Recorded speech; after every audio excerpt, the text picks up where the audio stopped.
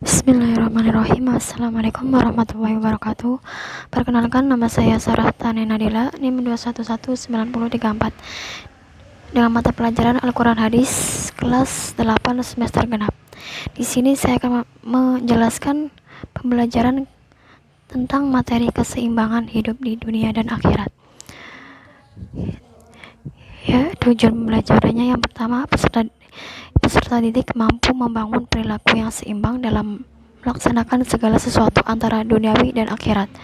Yang kedua, peserta didik mampu menunjukkan perilaku yang menyeimbangkan hidup antara duniawi dan akhirat sebagai bentuk penerapan pemahaman mengenal isi kandungan hadis. Yang ketiga, peserta didik mampu menjelaskan pengertian hidup seimbang dengan tepat.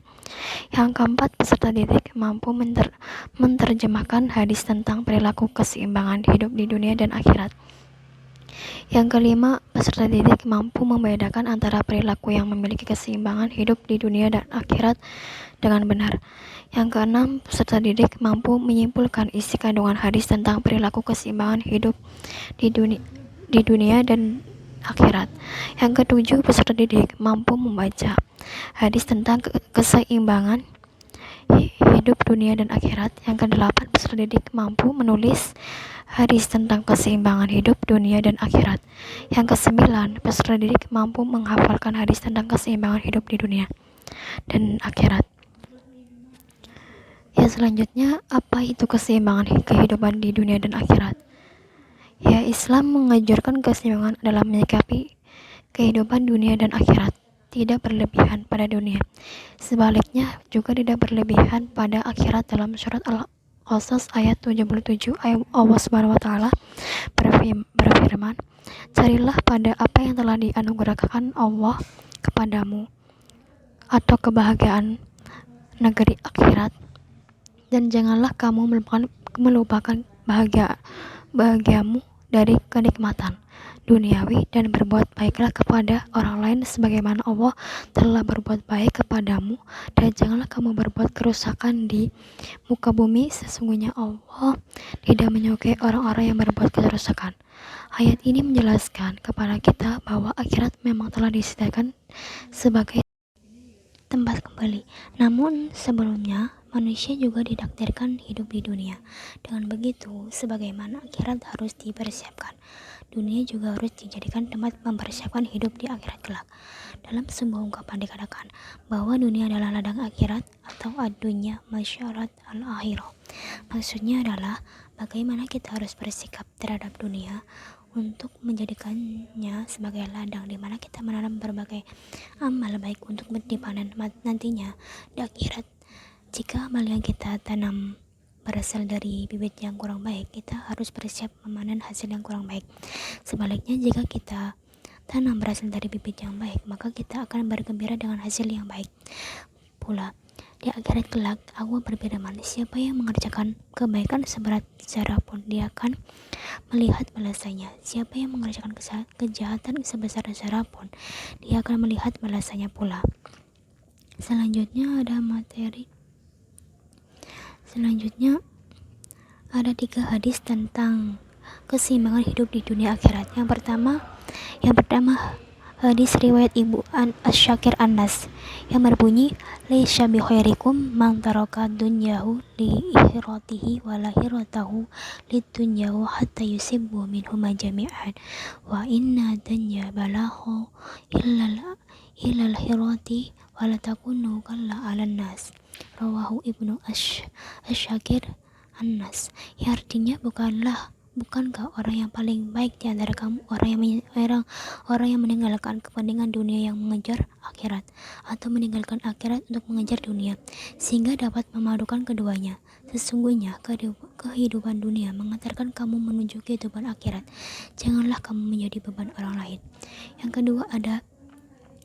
kedua ada hadis tentang riwayat Muslim dari Abu Hurairah yang berbunyi, al-mu'minu qawiyyu khairu wa ahabbu ilallahi minal mu'minina dha'ifi wa fi kulli khairi ihris ala ma yafuka wasta'in billahi wala ta'jir. Rawahu Ibnu Hurairah.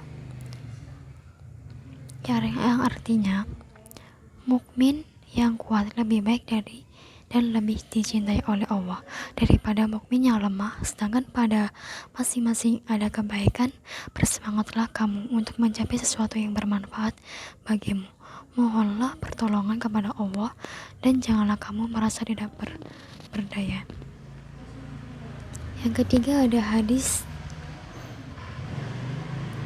riwayat Bukhari dari Zubair bin Awam yang berbunyi, la an yahuda ahadakum ahbala fa yahudda hurmata min hatabi bi'a wa yakufa bihi wajahahu khairu min an yas'alan nasa u'tiya ammu'niya. Rawahu Bukhari an Zabur Ibnu Awam, yang artinya, sungguh jika salah seorang di antara kamu membawa seutas kayu bakar, lalu kayu itu dijual sehingga Allah mencukupkan kebutuhan hidupnya dengan hasil jualannya, itu lebih baik daripada meminta-minta kepada orang lain, baik diberi maupun ditolak atau tidak diberi. Selanjutnya materi tentang isi kandungan hadis tentang keseimbangan hidup di dunia dan akhirat. Yang pertama, isi kandungan hadis riwayat Ibnu As-Sakir Anas.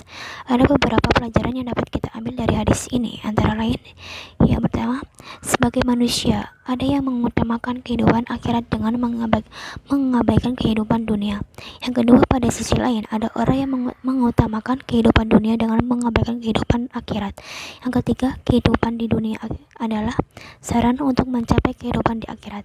Yang ketiga, dalam hidup di dunia, kita dilarang menjadi orang yang membebani atau memberatkan orang lain karena keadaan kita yang lemah.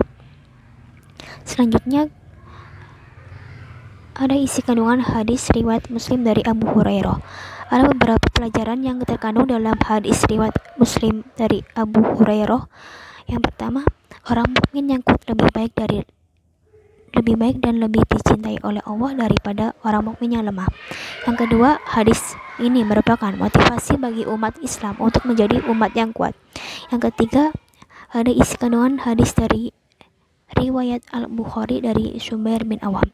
Pada hadis riwayat Al-Bukhari ini, Rasulullah SAW memberikan beberapa pelajaran kepada kita dalam mencukupi kebutuhan hidup sehari-hari. Yang pertama, suka bekerja untuk memperoleh hasil guna mencukupi kebutuhan hidup diri dan keluarganya. Yang kedua, tidak merasa rendah diri dalam melakukan pekerjaan selama pekerjaan itu halal dilakukan meskipun dianggap remeh oleh orang lain.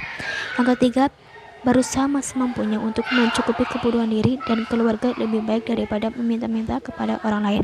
Yang keempat, mencari kesejahteraan hidup di dunia perlu dilakukan supaya tidak menjadi beban orang lain. Yang kelima, wajib bagi seorang muslim memiliki penghasilan untuk memenuhi kebutuhan hidupnya. Selanjutnya ada materi tentang dampak positif dari sikap menyeimbangkan antara kehidupan di dunia dan akhirat. Yang pertama, akan tercapai kebahagiaan hidup di dunia dan akhirat. Yang kedua, dapat memenuhi kebutuhan hidup sendiri sehingga tidak meminta-minta dan menjadi beban orang lain. Yang ketiga, memiliki pribadi yang mandiri, terasa selalu dekat kepada Allah sehingga diri hidupnya tenang. Selanjutnya, ada materi hal-hal yang menyikapi keseimbangan hidup di dunia dan akhirat. Yang pertama, menjalankan ibadah wajib. Contohnya, puasa wajib, sholat. Terus yang kedua, menjalankan ibadah sunnah. Contohnya, seperti sholat sunnah, sholat puasa sunnah. Yang ketiga, bersungguh-sungguh dalam bekerja. Yang keempat, menyibukkan diri dengan hal yang bermanfaat. Yang kelima, bahagia dan sedih secukupnya.